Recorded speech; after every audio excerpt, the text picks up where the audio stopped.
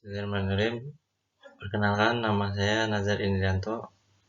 Ingin menjelaskan tentang farmakokinetik. Apa itu farmakokinetik?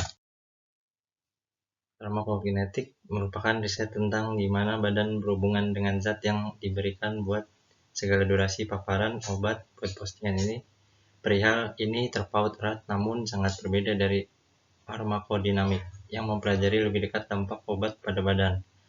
4 parameter utama yang biasa diteliti oleh bidang ini meliputi absorpsi, distribusi, metabolisme, serta ekskresi, singkat ADME. Untuk yang pertama, ada absorpsi, adalah proses yang membawa obat dari administrasi, misalnya tablet kapsul, ke dalam sirkulasi sistematik. Absorpsi mempengaruhi kecepatan dan konsentrasi di mana obat dapat mencapai lokasi efek yang diinginkan, misalnya plasma. Distribusi menggambarkan gimana suatu zat disebarkan ke segala badan. Ini bermacam-macam, bersumber pada watak biokimia obat dan fisiologi orang yang meminum obat itu.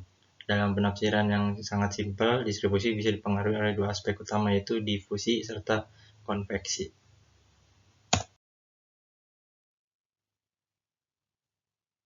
Volume distribusi itu ada metrik. Metrik ini merupakan tata cara universal buat mendistribusikan penyebaran obat. Ini didefinisikan selaku jumlah obat dalam badan dipecah dengan konsentrasi obat dalam plasma. Berarti buat yang diingat kalau badan terdiri dari sebagai kompartemen cairan teoretis.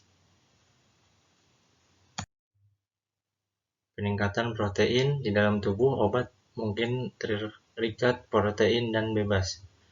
Hanya obat bebas yang dapat bekerja pada tempat yang aktif secara farmakologis, misalnya reseptor masuk ke kompartemen cairan lain atau dieliminasi.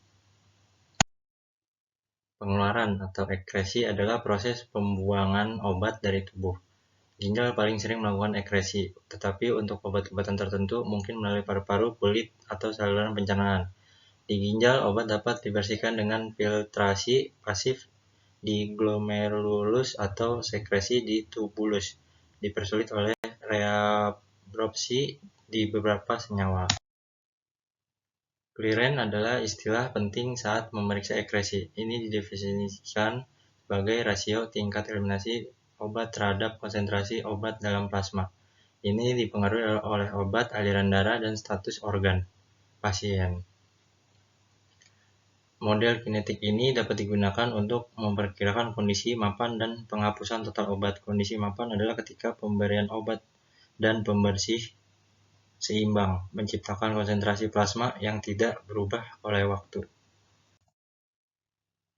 Waktu paruh adalah jumlah waktu konsentrasi dapat obat serum menurun hingga 50%. Didefinisikan oleh persamaan T sama dengan buka kurung 0,693 dan atau jarak bebas ini berbanding lurus dengan volume distribusi berbanding terbalik dengan jarak bebas waktu.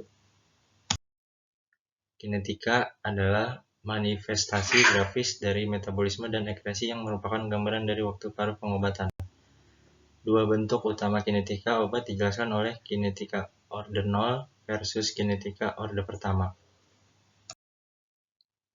Signifikasi klinis ketika penyedia meresepkan obat itu dengan tujuan akhir dari hasil terapeutik sambil meminimalkan reaksi yang merugikan.